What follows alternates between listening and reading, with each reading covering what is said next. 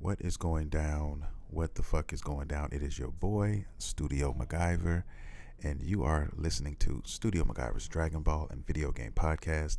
If you're into nerd culture, if you're into anime, if you're into video games, then this is the place you want to be. I want to thank everybody for coming out and listening, streaming, however you're consuming this podcast, YouTube, whatever. Thank you for joining me. If you're new to the show, welcome to the show, guys. Today's show, episode 227, we have a few things to discuss, and I'm really loving putting back the Dragon Ball love and bringing it back to this podcast. It's been so long, and a lot of my longtime listeners have, approached me with this and asked me, why the absence of Dragon Ball is because, I talked so much about it, especially that first 6 months to that first year of the podcast, which has been years ago now. But yeah, and then there was a lot of time gaps between things that were going on and weren't going on in the universe of Dragon Ball. So thankfully, we do have a lot going on right now. We have the movie coming up in 2022. We have news coming out slowly but surely about the movie. And then we also have the manga still ongoing. And these last two arcs have been incredible. In my opinion, the best arcs that have been out story-wise, as far as writing is concerned, in my personal opinion. And I'm really looking forward to that. Now, I'm not going to say it's perfect because it's not. Yes, the arcs are really good, but is it things within that could be added? Of course there is. You know what I mean? I've talked about some of these things in the past, and today's Dragon Ball discussion is going to be pretty interesting for me.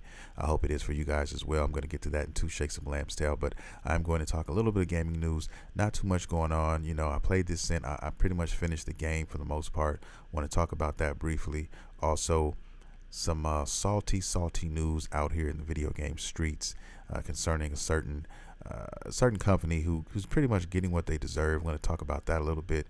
And then WWE, the next WWE 2K game, which is 2K22.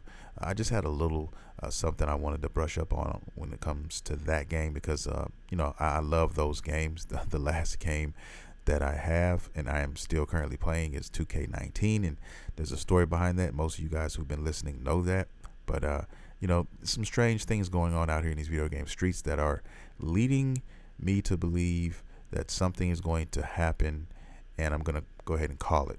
You know what I'm saying? So yeah, that to talk about. And finally, the main subject at hand. I got my anime watch list as well on here, guys. What I've been watching. I've been watching some Dragon Ball. I'm gonna talk about that too. But yeah, my main thing I want to talk about, and I'm gonna go into, is my top 10.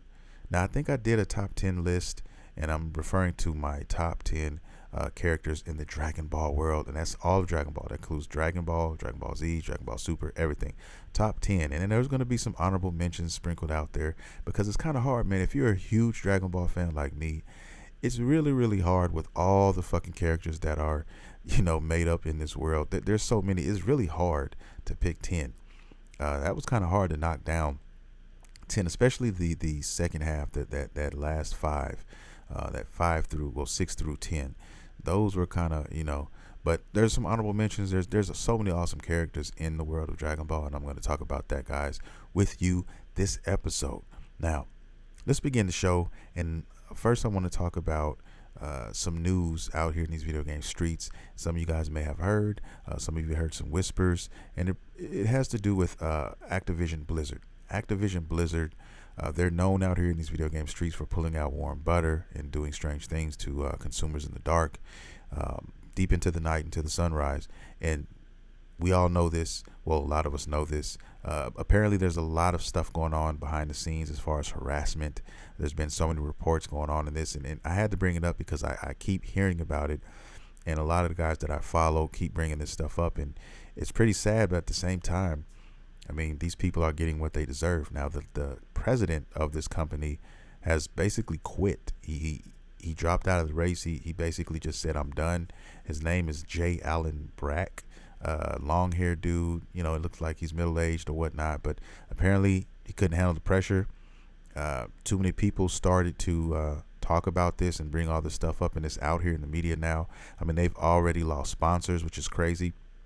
I think they lost Coca-Cola, Kellogg, and some more. And I can't name them all, but yes, people are dropping out, and it's not looking good for these guys. So somebody had to be the fall guy. Somebody's head had to roll, and of course, it's going to be the fucking president this time around, and deservingly so. Hopefully, this shit will trickle downhill, and they will get to the meat and potatoes of all bad things, everything that's going on with this situation. I hope that they, are able to take care of that.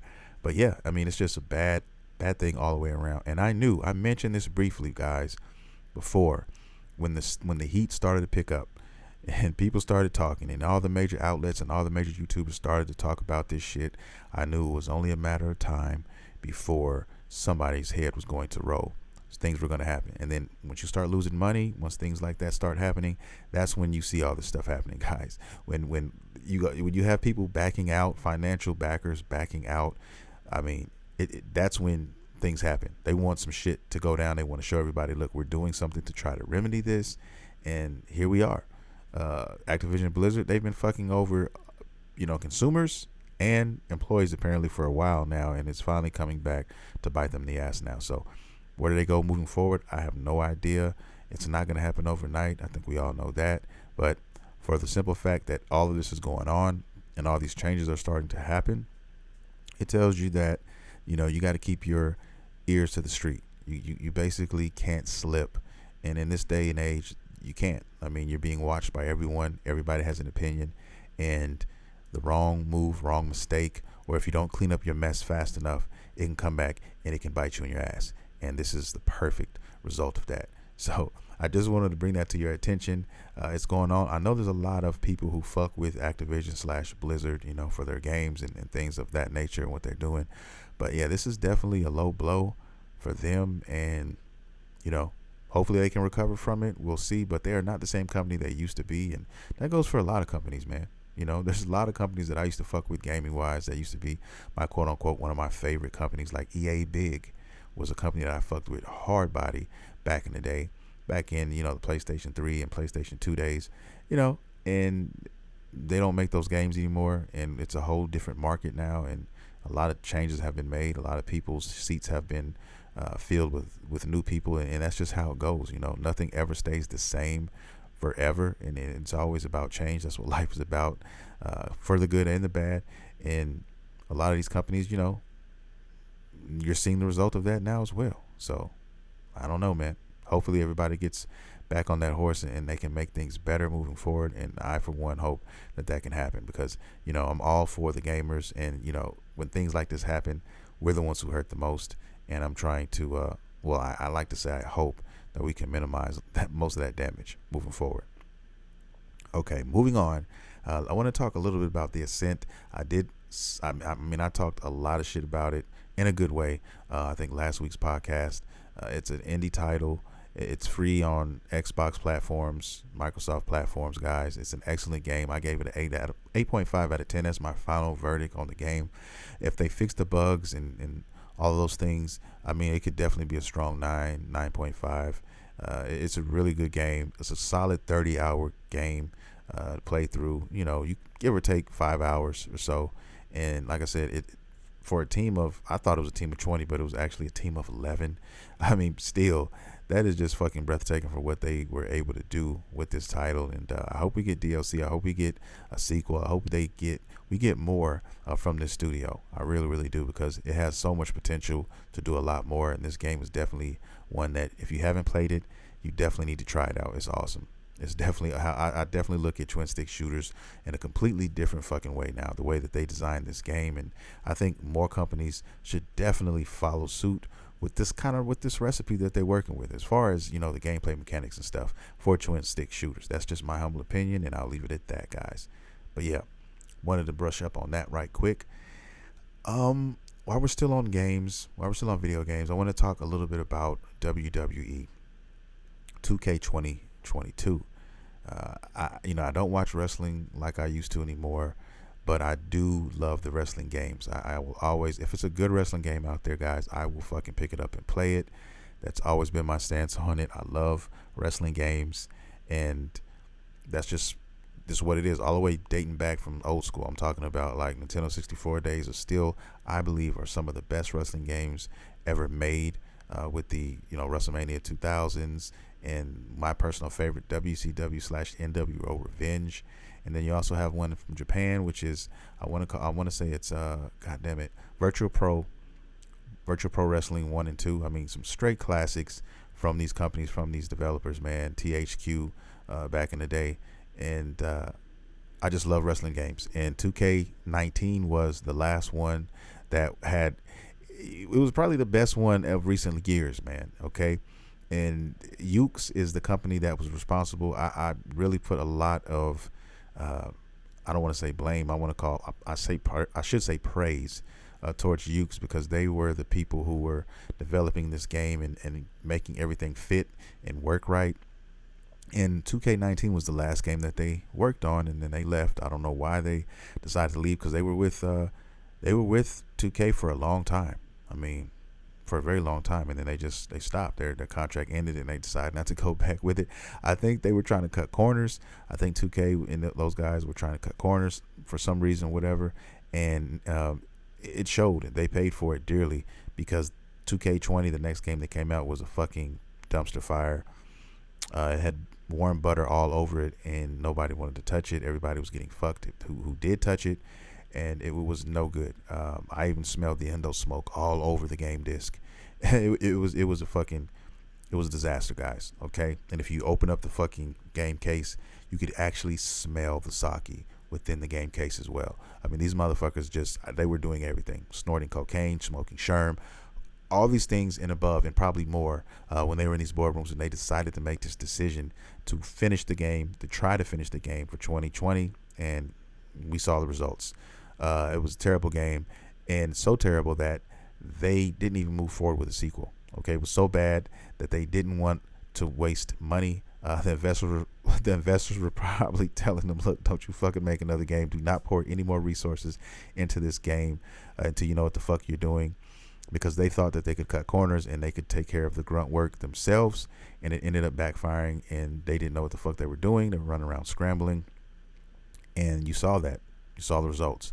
I fear the same thing is going on with the 2022 game. Okay, they had a whole extra year because they didn't have to do 2021, and that still is not enough time for them to right their wrongs, guys. And the proof is in the pudding. If you follow this game, if you've been following this game, you can kind of put all the pieces together. We have virtually no fucking press on this game up to this point, and these games usually release in around October-ish. That's usually when they come out, and to see nothing on this game, information, any gameplay, anything really on this game, is telling you something. If you're smart and you're listening and you're watching, it's telling you that these guys are behind the scenes struggling. They still don't know what the fuck they're doing, and I'm sure they wish they never fucking ended their relationship with Ukes, which Ukes, by the way, is moved on to AEW now, and they're working on their new game, and that game is looking better and better each day. When it first came out, the graphics I wasn't pleased with, but now I'm starting to see some of the later images and gameplay footage, and it's looking a lot better, and I have complete confidence in Ukes that they're going to make that game what it's supposed to be. I don't think that 2K is going to get together, man. And you compound also on top of that the fact that they're trying to make this game for the current gen consoles now, PlayStation 5, Xbox Series S, and X. It's going to complicate things more. The devs are probably having a terrible time, a terrible go of it right now, trying to figure out all this stuff, because like I said, guys, anytime you're working on a project and you have time to work on it and it's going according to plan, 9 times out of 10 you're going to see results from that. You're going to see videos, you're going to see commentary, you're going to see devs coming out, putting out videos. I mean, that's the age that we live in now, and we're not seeing any of that, guys. So it's telling me that it's going to be another dumpster fire, and there's no release date in mind. There's no release date right now, and that makes it even worse because we don't even know when this is coming out. I mean, at least the other games prior had release dates, and they're telling us that, hey, this shit could go any kind of way, upside down, whatever the fuck, and they're gonna have to figure it out. But yeah, if anybody is looking forward to this game, I'd highly advise you guys to wait till the game comes out and wait till the reviews come out, and then go from there.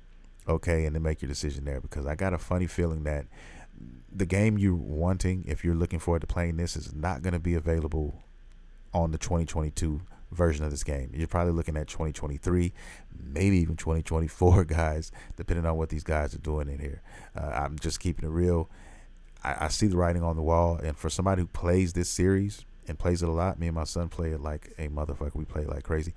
This is not the wave. Okay, it's not. It doesn't look good, and I'm just giving you fair warning. I mean, I hope to God that I'm wrong. I really do. But if I'm not, and 2K19 it is still to this day, and I look, for the life of me, it's still an awesome game. If you haven't played it, or if you're interested in games, you already probably know what I'm talking about. So that's just where we are right now with that game. I just wanted to talk a little bit about that because this is something I enjoy playing and something I was kind of looking forward to. But anytime you have a company that has to do two versions of that game, it makes things a little bit more complicated anyway, because they have to change things up. It's not the same process, and you're trying to make it work for both systems, last gen and current gen, and that can get daunting sometimes.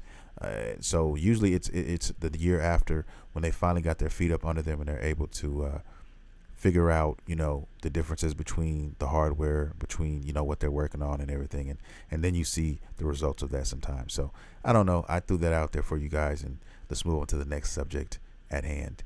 And that subject is going to be my anime watch list. Like, what anime have I been watching this past week, guys? And I've been watching a lot of Dragon Ball. I told you guys last week I was still doing that, checking out Kai, running through that. And I'm currently still in the Frieza arc, towards the end now. Goku versus Frieza, final form Frieza.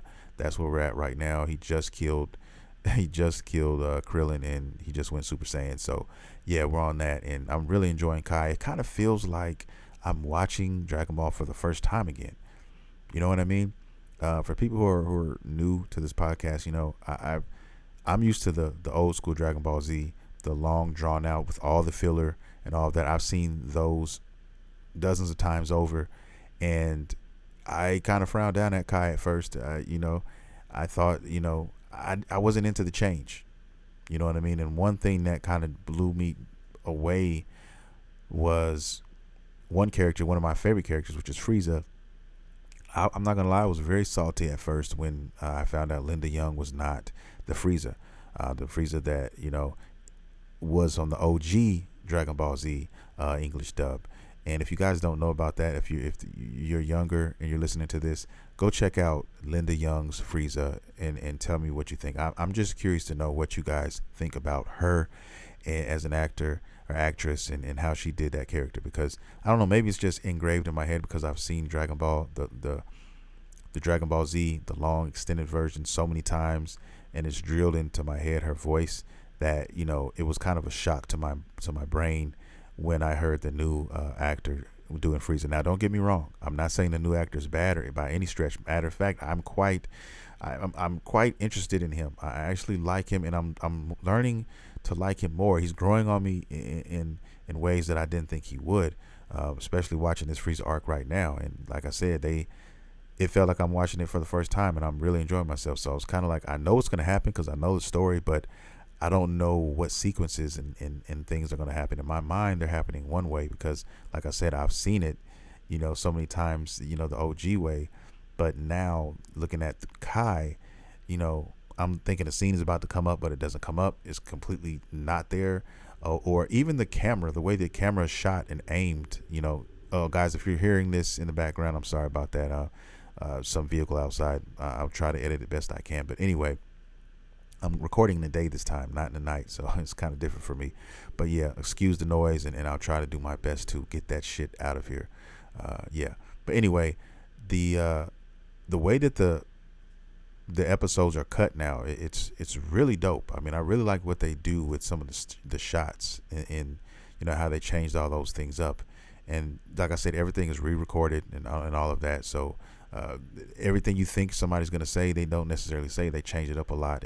And then one thing I also appreciate about Kai is they stay kind of close, really close to the manga, because I mean, that's really what the manga was, no filler, None of that bullshit. You know what I mean? That and some of the filler was good. Don't get me wrong. I mean, I love all of Dragon Ball for the most part.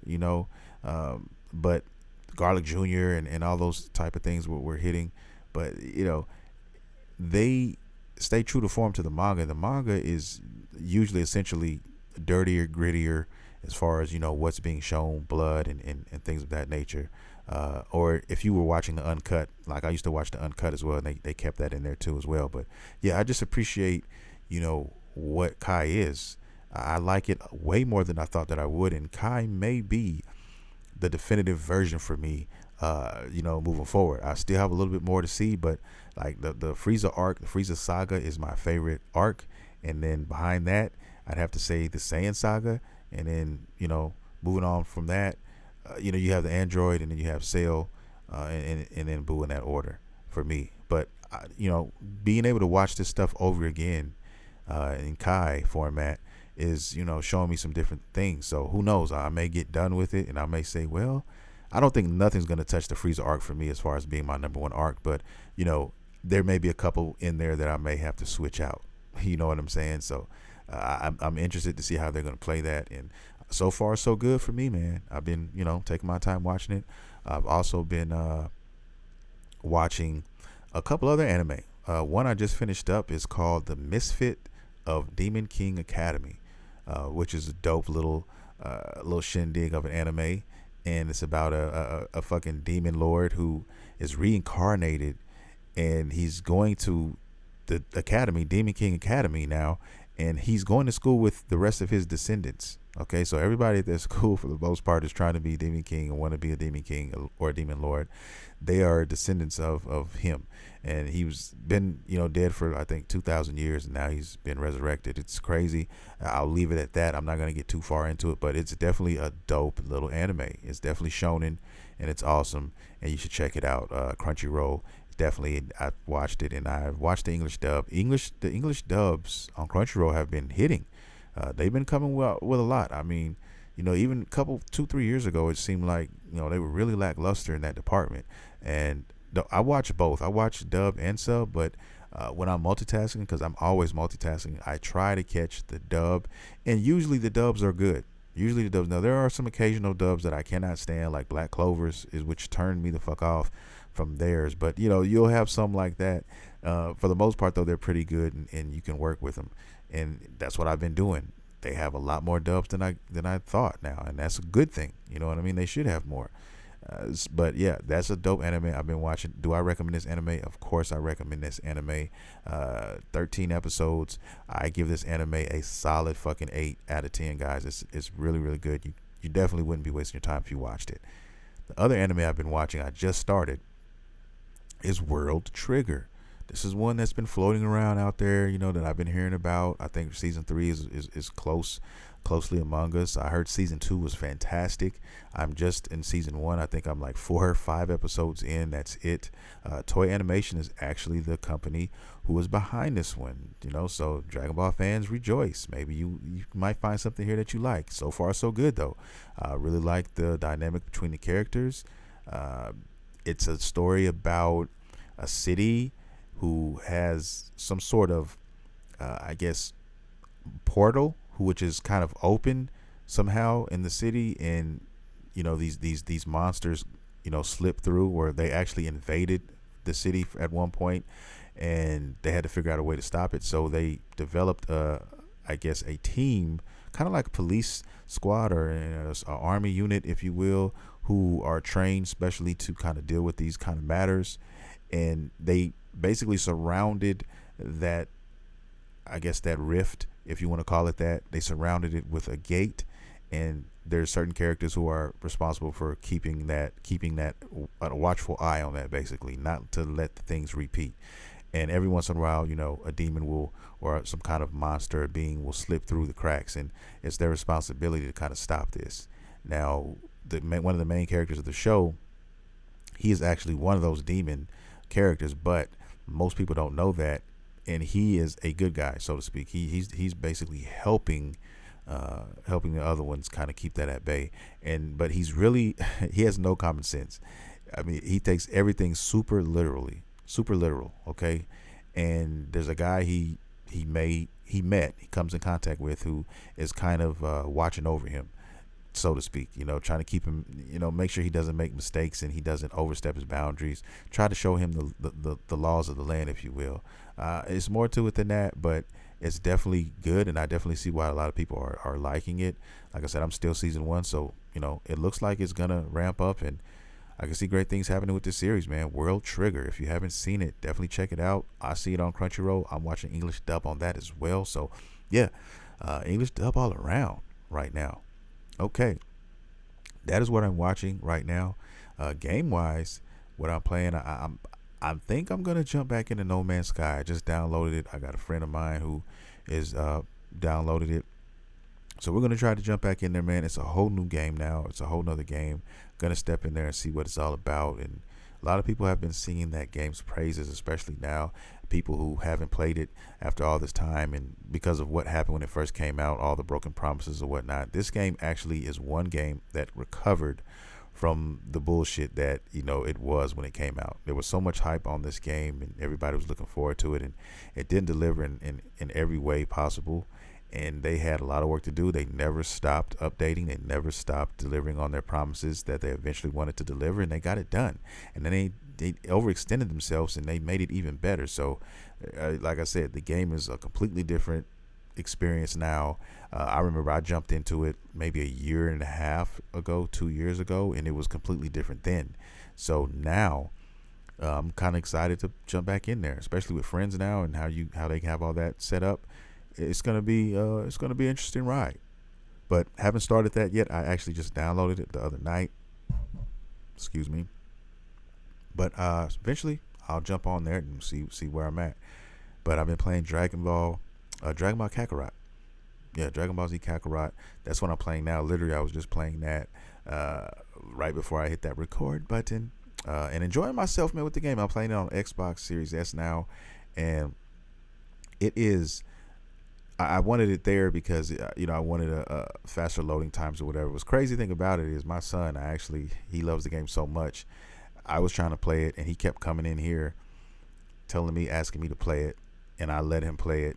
But I'm like, damn, I don't want you to beat the whole game for me. You know what I mean? So he's playing it, having a ball, and I wanted to play. So I ended up, breaking down and going to GameStop and buying him his one for his Xbox. So he's been playing his. He's way ahead of me right now. I played it till he fell asleep this morning, and he'll play it again until it's time to go to bed because school starts in a few days. Hallelujah. Yeah, school's back in session, so man, I'll be able to get some extra work done. Well, as much as I can with a 1-year-old in here. So, but one down, one more to go, and that's how we do it, baby, out here. Okay, these little fucking sayings, man, they drive me crazy. But yeah, that's where we're at right now. That's what I've been playing, enjoying the fuck out of it. Dragon Ball Kakarot, man. Main reason I wanted to pick it back up was because I kept hearing great things about the last DLC, guys, which is the Trunks DLC, aka the Future Gohan DLC, which is Future Gohan is definitely that guy. I'm gonna get to all of that in two shakes of a lamb's tail when I'm talking about my top 10 Dragon Ball characters, baby. Okay, I can't wait to talk about this to you. I think a couple of them changed. I can't go back. I mean, I'd have to go back years to the podcast where I did another top 10 video, a top 10 podcast on my characters. I mean, some of them changed, especially the latter, but those first 5 are typically the same. You know what I mean? And depending on how, what day, how I'm feeling when I wake up, you could switch maybe 1 or 2 of these characters, but that first 5 always stay that first 5. There's nobody that's going to come in there and wipe them out. But I can't wait to get to that and talk about that with you guys in a minute. But back to GameStop, after getting his game, I went in there and something told me to ask him, do you guys have any Xboxes or any? Of course, I know you don't have any PlayStations. Of course, they didn't have PlayStations. But to my dismay, to my surprise, shall I say, they actually had a couple of Xbox Series S's in there. I said, what? So they're starting to trickle in, and the guy told me that it's easier for whatever reason because of the kind of box that it comes in. Now, the box that the Xbox Series X is in, it makes it harder and to bring them. So those are usually you'd have to buy those online with GameStop at least. But like I said before, guys, the parts that they're using, Microsoft took some precautions and they did a couple things differently, and because of that, now they actually have some of these Xbox Series S's to go around, man. So I think within the next, but by the time we get to holiday season, we should have. I mean, everybody should be able to grab an Xbox Series S for the most part. I think, yeah, it's going to get scarce again when we get closer to the holiday season, but it's not going to be nearly as bad. I mean, you're going to be able to go and buy one. And I'm telling people right now who are trying to get a next gen system and who don't have an Xbox system to definitely try it out and go ahead and get. You should grab you an Xbox Series S, man. Especially if you're somebody who didn't mess with Xbox before, and you're a Sony guy like myself, and you're kind of reluctant to do something different. I recommend getting one, because I think that this is the best decision I've made gaming wise in a long time, guys, especially considering the fact that we're not getting anything for PlayStation 5 that they promised we were going to get this year. None of those games, those AAA games, those three big, I call them the big three. Okay, Final Fantasy 16, the next God of War game, and then you have Horizon Zero Dawn Forbidden West. Those games, they all promised were coming out 2021. That's what they did to sell those PlayStation 5s. They did a great job because everybody sold them and bought them up, whether they're scalping them or not. But they're not coming. Okay, the COVID thing, all of this stuff going on, it wasn't going to happen. I knew it wasn't going to happen. Okay, I told you guys this, and that's where we're at right now. So there's really nothing to play. Only games we really have available right now are a lot of indie titles, which there are some good ones out here. Don't get me wrong, but that is what we have right now. And if that's all you're worried about and you're not really interested in that, then you're not really going to be hurting yourself because you can't find a PlayStation 5. That's just what it is right now. But if you want a great deal, which the Game Pass is one of the best deals out there in gaming, $15, $10 even. They have another package. You can play over 100 plus games, okay? And it's the Netflix of gaming, okay? A lot of these games are first party AAA titles that you're gonna get to play, and then some are indie games that are fucking beautiful. Like I said, I just got through playing the Ascent, which is, I'm telling you, one of the best indie games I've played in a long fucking time. There are some good ones out there, but this is definitely one of those, guys. I'm telling you. And then we get, in a week, I think we get, I want to say we get Hades. We get Hades. I haven't had a chance to play Hades yet. I was going to get it for the Switch, but now it's coming out on the 13th for free. Going to download that. Got some friends that are going to do the same thing. I keep hearing great things about that game, so I'll get to experience it now and without paying a fucking dime for it. You know what I mean? Same thing with the Ascent, which is a $40 game. Didn't pay a fucking dime for it. So, I mean, these are just some games. I mean, there's a lot of other games that I highly recommend you guys play. And they're on the Game Pass, guys. You can't lose with this shit. You just can't. And $300 for a fucking console, you're not gonna do any better than that, guys. The Nintendo Switch's new model is gonna be $350, $50 more. Okay, this is next gen graphics. You get that fucking quick resume, which I am so hooked on now. I'm not gonna know how to act when I go back to my PS4. It's crazy, but that quick resume is crazy. I mean, you have so many things. My YouTube, 2 other games, and the fucking video I'm watching off my hard drive. I'm watching Dragonball Kai off of my hard drive. I'm watching off my hard drive, and it's hooked into the Xbox, and that's how I'm watching it. But as soon as I turn it on, Xbox back on, boom, quick resume right there. So any one of those I can go back in and touch. I'm still playing the what else am I playing right now? I'm playing. There's another game I'm playing, but I haven't touched it in a while. Control is the game, but my shit is still in quick resume. She's still in that hotel, just chilling at the desk, like not moved. So I mean, that quick resume is so beautiful. It's so tight. I love it to death, and it's just an awesome system, man. I mean, for $300, you're just not gonna beat it, especially if you don't have any Xbox games. It's perfect. Now, I can understand if you are an Xbox guy and you had a lot of Xbox games. Xbox One games and stuff. Yeah, you want to get the Xbox Series X, and that's perfectly explainable. That's the same reason why I want to get the PlayStation 5 with the disc drive in there, because I have a shit ton of PlayStation 4 games. But if you're somebody like me who doesn't have any Xbox games, this is going to be the one for you. And I'm telling you right now, you can't go wrong with that shit. So with that being said, that is what I've been playing. That is what I've been watching up to this point. I'm also playing Attack of the Saiyans. Like I said, I'm just in the Dragon Ball world right now. I'm like just all in here. You know what I'm saying? And it feels good. Like I said, I'm having a blast with Kai. I mean, I haven't seen it, and after that, it's going to be Dragon Ball. Okay, I'm going to go back and watch Dragon Ball, and I'm going to be discussing that. So yeah, and then hopefully we get chapter 75 pretty soon. I can break that down on this show for you guys. So yeah, man. I mean, great time to be a Dragon Ball fan.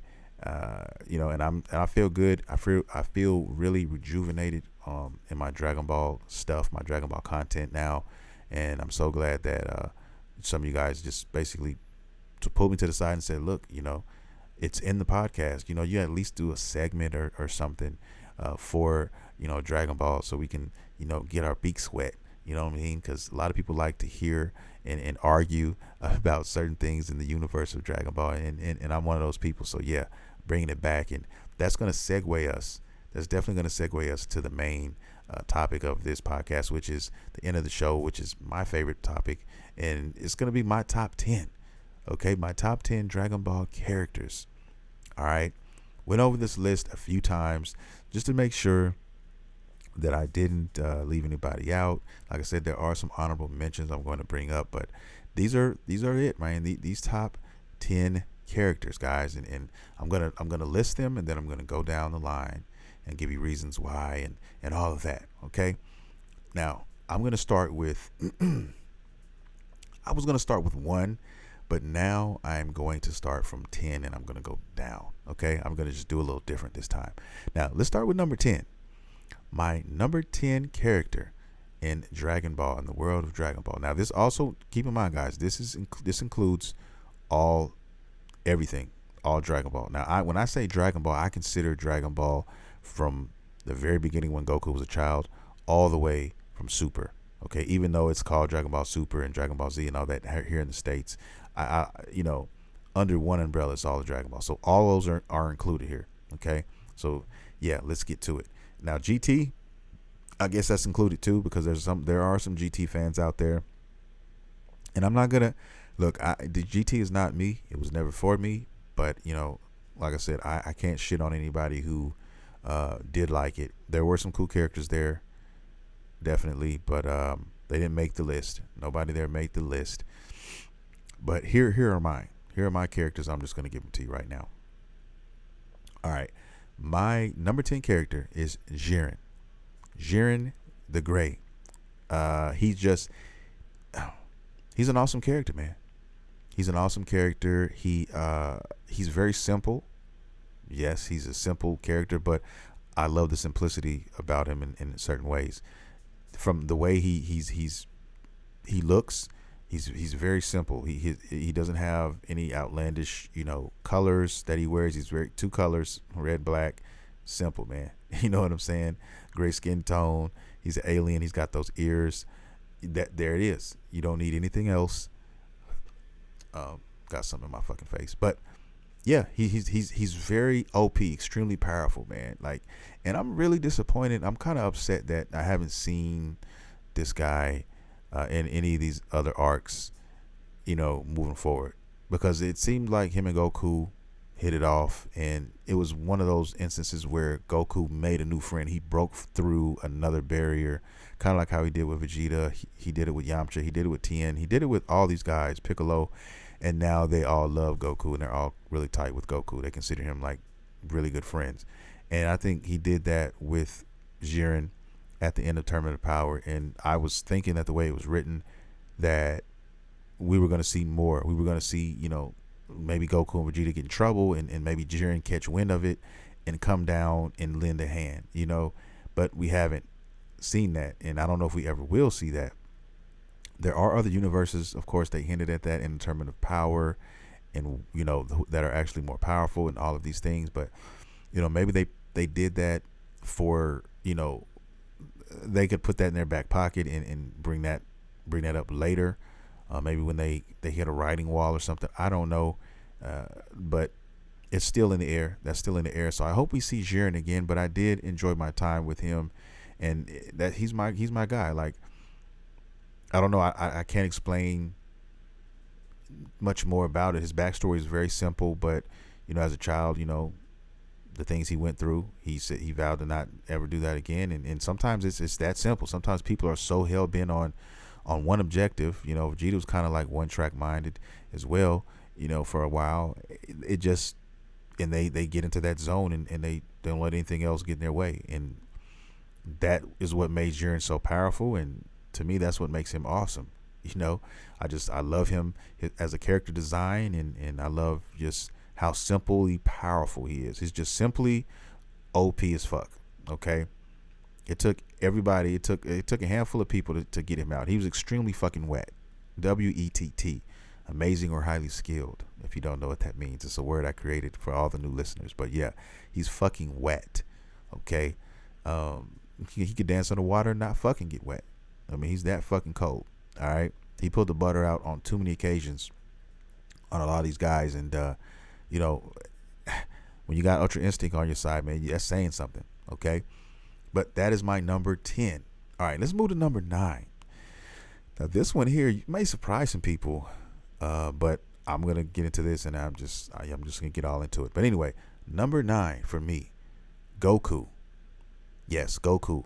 But not just regular. If I have to guess, and also let me say this: when I tell you guys, especially if I'm bringing up Saiyans in this, I'm going to tell you my favorite character, who they are. But then there's a certain version of that character that holds a special place in my heart as well. And with Goku, it's not what you may think. Like, oh, is it Super Saiyan Goku? Is it Ultra Instinct Goku? No, it's none of those. Okay, it's early Goku. Okay, I'm talking about pre Frieza Goku.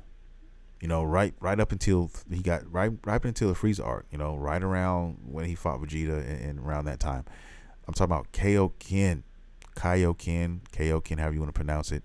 That version of Goku. Like, if you ask me what's my favorite technique from Goku, it's not the Kamehameha. It's not, it's none of that stuff. It's the fucking Kaioken. Okay, I love the Kaioken. I love the look of the Kaioken. I love how he's got that red kind of coloring, and it's just an awesome technique. I just love the Kaioken. I'm gonna say it both because I just I like the way they both sound. But that is my number 9 character, man. And I don't know.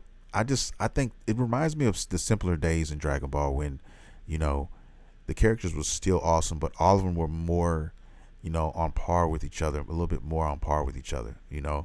Like the gap wasn't so big between all the fighters. To me, that it reminded me in those days of an anime version of the X-Men. Like that's kind of how I look at them. I still kind of look at them like that, but it's hard to look at it like that now when all you see are like just 2 characters, involved, and you don't even see the other one with the same blood out there getting it in like he should be, or really the other guys either. I'm talking about not Yamcha. I'm sorry, where did I get that from? Trunks and fucking Gotenks. But that is the Goku that I like, and one of my favorite Dragon Ball movies all time. Still to this day, I don't give a fuck what you say. Even the Broly movie. Oh yeah, it's that movie was great. Please don't get it twisted. That movie was excellent, and it's probably my favorite Dragon Ball movie now. But number 2 is definitely Tree of Might. And before this movie, Tree of Might was number 1 as far as all of my favorite Dragon Ball movies, ever made. And I've seen them all. And Tree of Might still holds a special place in my heart. And you know what? I even say Tree of Might, it doesn't beat Tree of Might. I'm gonna say Tree of Might is still is a tie with the fucking Dragon Ball, the Broly movie, the new Broly movie. Okay? I can't even give the Broly movie first place on that. And I know that those movies were short, 45 minutes, 50 minutes long, for those movies. But I'm just, as a whole, I was just production, like, go back and look at Tree of Might. If you guys haven't seen Tree of Might, because a lot of fans, haven't watched a lot of the movies, or if you have, maybe it's been a while since you've seen it, but go back and watch fucking Tree of Might and look at the production on that fucking movie. Some of the best production, animation wise, like, that I can remember seeing. Very crisp, and just the fight scenes were just magnifique. Okay, but yeah, that movie is always and forever going to be number 1. one of the number one movies. I don't care how many more Dragon Ball movies they come out. This new one, whatever. Trio Might is just fucking classic to me. Anyway, that is my number 9 character. Goku, he was going to be somewhere in there. Okay, yeah, he's a poster boy and all of that. But yeah, that's my Goku. All right. Now, let's move on. We're going to number 8 now. And number 8 is going to be Android 16 for me. Android 16. Yes, I love Android 16. Android 16. I don't know, man. There was something about him that I liked. There's a lot actually I liked about him. His sacrifice. He was very different, than the other androids, of course. He still didn't like Goku. He was still going to, take Goku's head. But other than that, man, he's just a dope character. I like his design. I liked his story arc, everything about him, from his mohawk to, his gear and how he tried to help, or he actually did help, the Z Fighters, until the very end. And I would really have loved to see him being brought back in some sort of capacity, whether he was, helping out again, or whether he was just hanging out at Capsule Corp or something, whatever the fuck. Just being, I really wish that Bulma would have, remade him, put him back together, or whatever, to fight with the Z Squad. These are stories that could easily be written, easily believable stories. If we were watching it, and next thing we know, we saw 16, because we still have 17, and we have 18 here, who changed. Why not the same thing for 16? You know what I mean? The Pinocchio kind of syndrome thing going on. Who knows? Or maybe he just stays an android, but he stays helping, and he helps the Z Fighters or whatever. You know what I mean? I don't know. The androids have so much potential, because you can always build upon them too. You can make them stronger as well. You can make their tech better.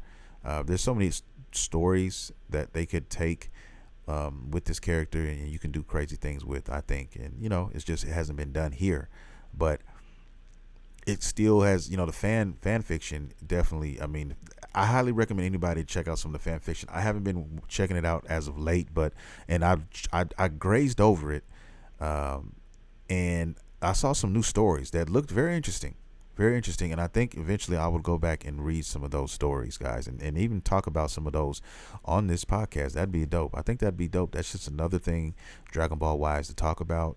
And I've had some ideas in my mind that, things that I would take, characters that I would take, and what I would do with those.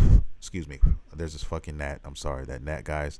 He's back. He wants to play again, but he's flying around my fucking microphone. So if you hear all that shit, I'm sorry in advance. But yeah, but there's so many different stories that I had in my mind swimming around sometimes, like the what ifs, and what if this happened, or what if that happened with some of these characters, man. You could do some crazy shit. Especially a lot of the characters we think that aren't being written right, or we would take them and do something different with them. I mean, people are doing these things now for fun, and hiring people, and having their own little stories, and even art, and things of that nature. I think that's fucking awesome, and I want to get more into that. I want to see what else is out there. And then, you have the fan-made movies, Dragon Ball Epsilon, which is dope. If you haven't checked that out, Google that. Small teams, very few people who are huge Dragon Ball fans, made an animated version of their world and what it would look like. And some of the shit's so good, I can't believe it. You know what I mean? It was fan-made. But yeah, there's a lot of dope things going out in this world. And Android 16 brings a lot of that. It makes me wonder what if a lot when I think about Android 16 for whatever reason. Moving on to number 7. And this is a villain that I don't think gets enough credit as far as his awesomeness is concerned. His awesome meter, you know what I mean? This dude's awesome meter is just awesome. As far as techniques, as far as, his abilities and things he can do. I think he could have been better. To be honest with you, he's from the Buu Saga, and I'm talking about Deborah, the Demon King. Dude is an awesome ass character, man. One of my favorite villains in all of Dragon Ball, as far as design wise and just in general. His abilities are sick as hell. I mean, spitting on people and turning them to stone. I mean, how OP is that? That is some OP shit, man. He turned Piccolo into stone. I mean, I remember when I first saw that for the first time, I couldn't believe it. Piccolo was just instantly taking out the game for the whole, damn near the whole Boo, the Boo saga. I was like, God damn, not Piccolo. I mean, you didn't see that coming. I know I didn't see that shit coming, but it happened, and it was because of fucking Deborah, the Demon King, and then that sword that he has, his ability that Zenkai shit, whatever he has when he comes out of the palm of his hand when he killed Kabuto, I'm sorry. Damn it, I'm very tired, guys, today. Please bear with me. But he roasted his ass like a burnt hot dog. Okay, blew me away when I first saw that. I mean, right in his fucking face, man. Yeah, turning Boo into fucking, well, he got turned into a cookie. I'm sorry. Yeah, for him to go out like that, though, I was a little salty. I was like, that's how he went out. He got turned into a fucking cookie and eaten, man. After all that power, okay, they could have really did some dope shit with that character. I mean, I felt that he was serviceable. He was definitely serviceable, but he could have been so much more. But I do appreciate him, and for him to make that on my list, that number on my list, I mean, that's saying something. That's really saying something. So yeah, Deborah. Now, number 6 on my list is a character that holds a special place in a lot of people's hearts, I would think. You know what I mean?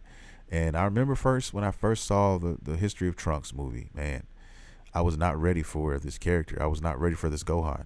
And I remember, like I said, I'm not a Gohan fan, except we're talking about the movies, not officially not canon, but canon in the movie realm, I guess. I don't know. I don't care about canon or non-canon anymore, guys, and I'm sure a lot of you guys don't, because it is what it is. Some of our favorite characters are not even canon or versions of these characters, so it's all good. It's all still Dragon Ball. But I remember seeing Gohan there and really being taken aback because of how much of a man he actually looked like. When you see Gohan, like Ultimate Gohan and the current Gohan now, he still's got that kind of teeny vibe to him, in my opinion. He was never like that manly man like Goku kind of was. Even the way he was built. He was built thicker. He was more filled out. And this was Gohan. This was future Gohan, man. He had that savagery to him. He had the scars, and I don't know. That was just an awesome Gohan, man. I mean, I will always and forever love this Gohan, and I wish he could be canon.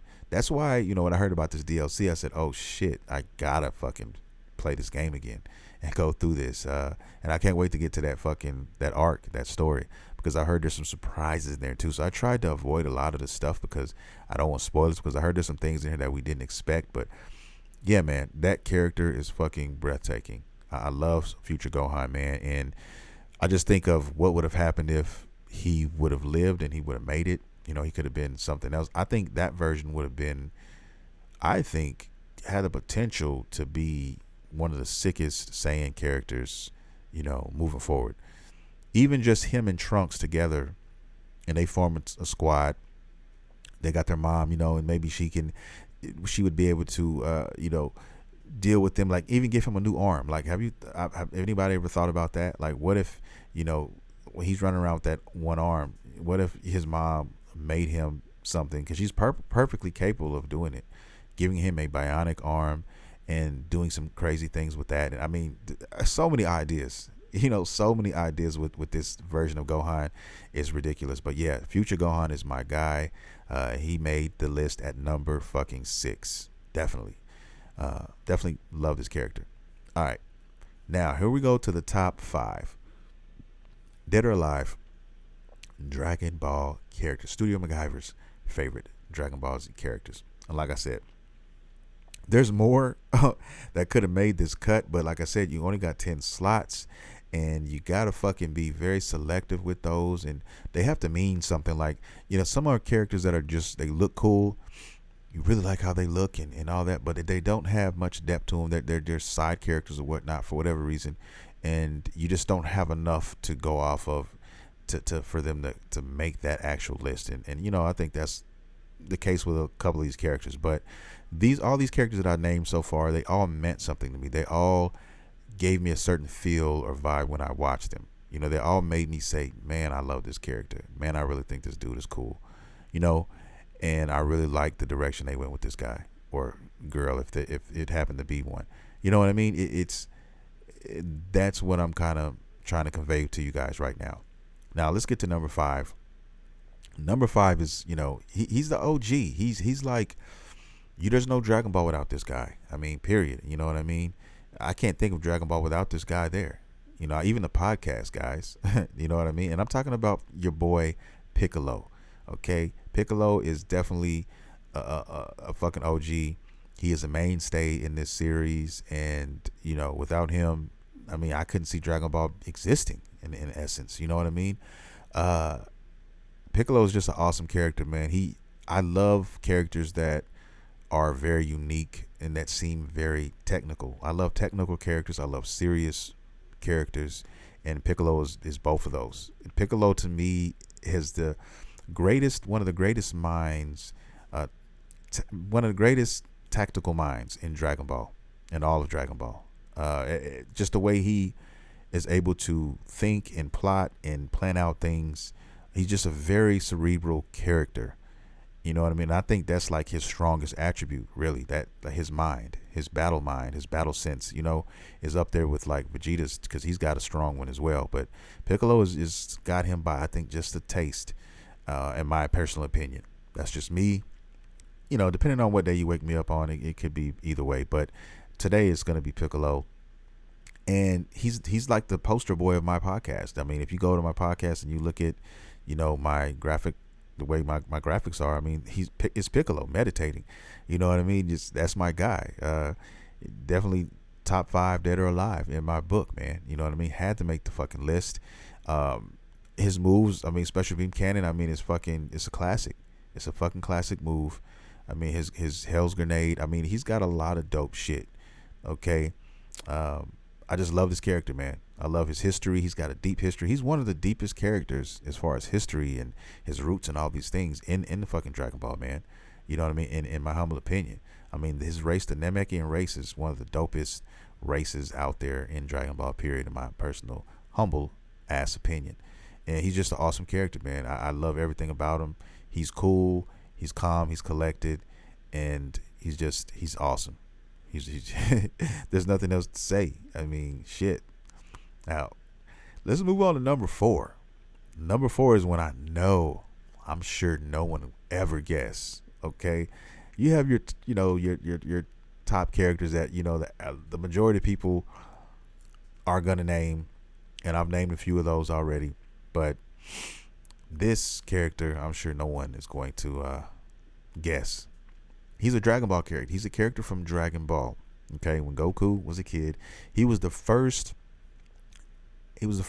antagonist in Dragon Ball, if you want to call him that.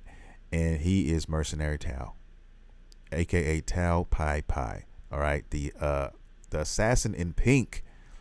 All right, the world's greatest assassin. That is him.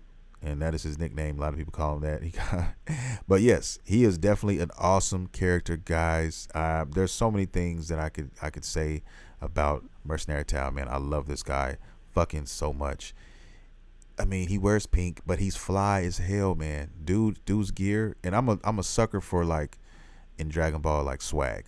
Okay, like who's the best dressed in Dragon Ball? And that's another topic for discussion, but he's definitely one of those guys up there. His gear, the shit that he wears, I mean, it's one of the flyest outfits out there, in my opinion. Definitely. And you can't beat that kill you on the back. You just can't. All right. But yes, dude was definitely, he's an assassin. If you guys don't know his character, if you guys are only haven't watched Dragon Ball, you only watch Z or Dragon Ball Super. This guy is an assassin, and he was, Goku's first major enemy. And he was an awesome character, man. I mean, he killed a guy with his tongue. I mean, he literally hit a guy in the temple with his fucking tongue and killed him. All right, General Blue. And I remember seeing that shit, and I couldn't believe my fucking eyes. Okay, and this guy, he's also just swagged out because he can't fly, but technically he can make himself fly. And what I mean by that is he flies, he travels by pillar. And what I mean by pillar is he'll go to a tree, walk up to a fucking tree, He will chop down the top portion of the tree, the bottom portion, and create a pillar, just a log, if you will.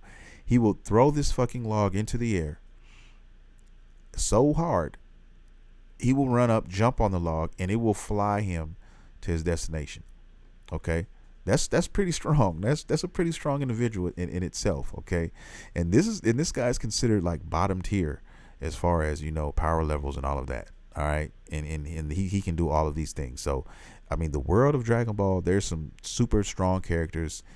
Even though the gap is way bigger when you compare them to other characters in the series. But, I mean, compared to your average human, these are all superhumans. Okay, let's get it twisted. These are all superhumans, just certain levels. There's levels to this shit. And he's definitely considered a superhuman. Like, he's basically a super assassin. Like, he gets the job done. You know what I mean? But Goku's an alien. Let's keep it real. Saiyans are aliens, and Goku was that.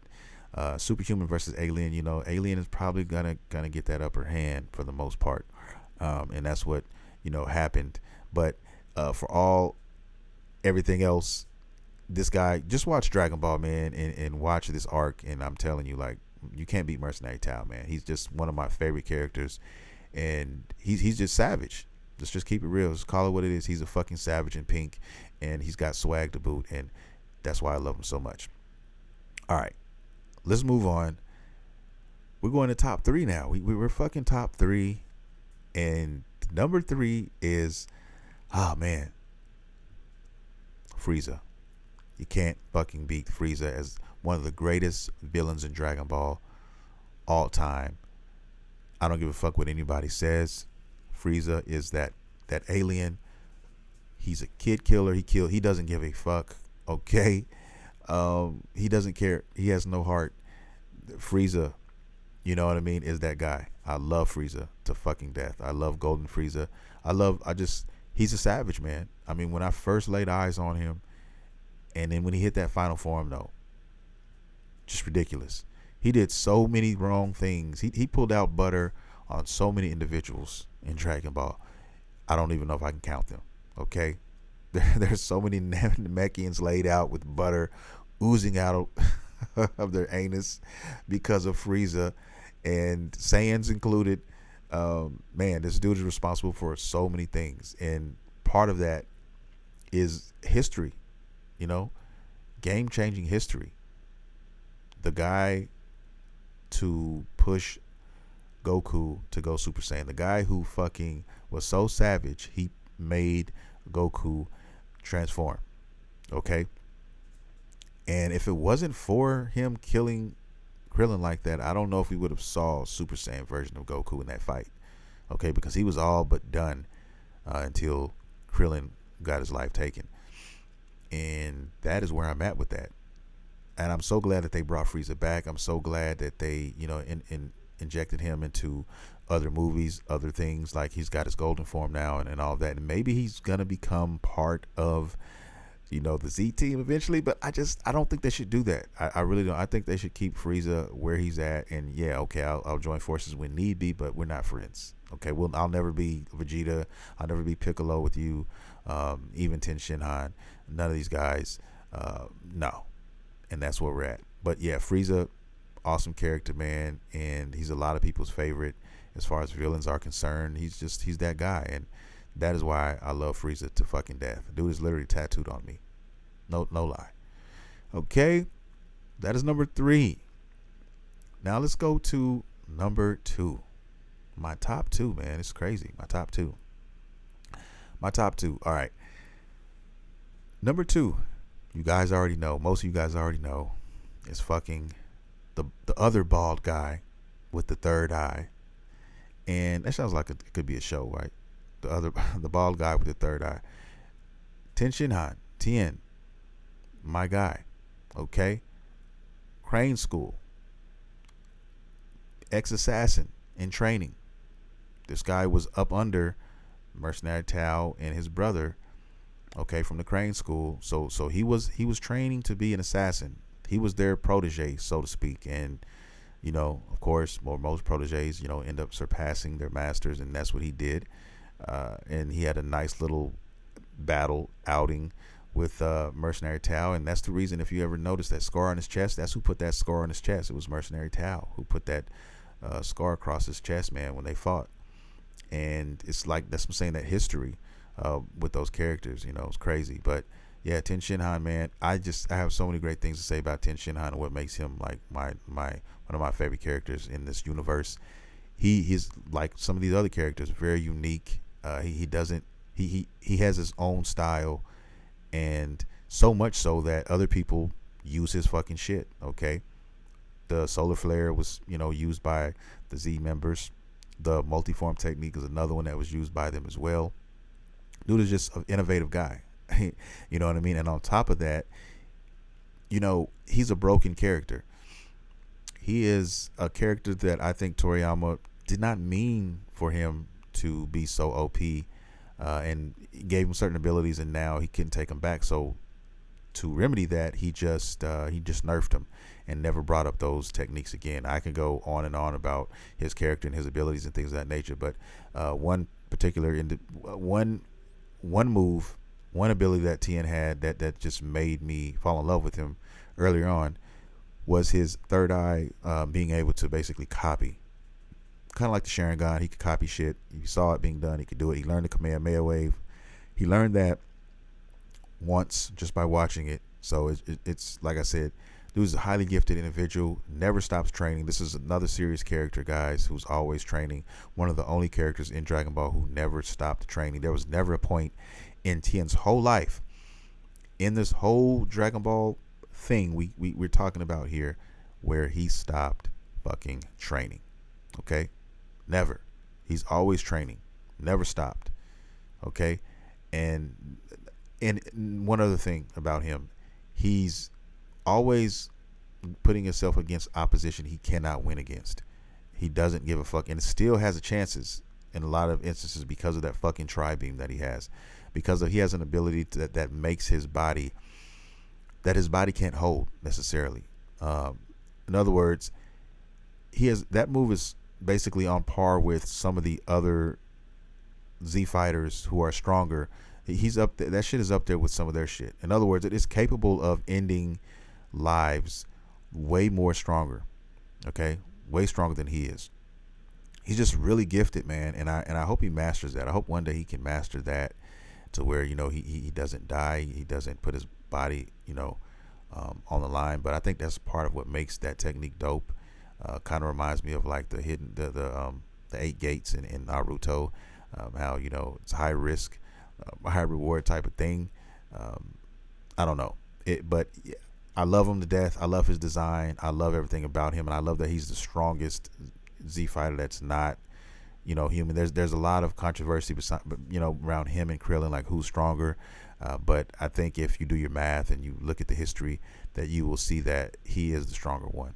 If you put all the pieces together, it shouldn't be too hard. But I'm going to have another discussion about that, guys, and why I think what I think, another discussion. And I would love to talk to some of you guys about this and get your opinions on that, because I want to take a poll and see what people say. It's going to be very interesting.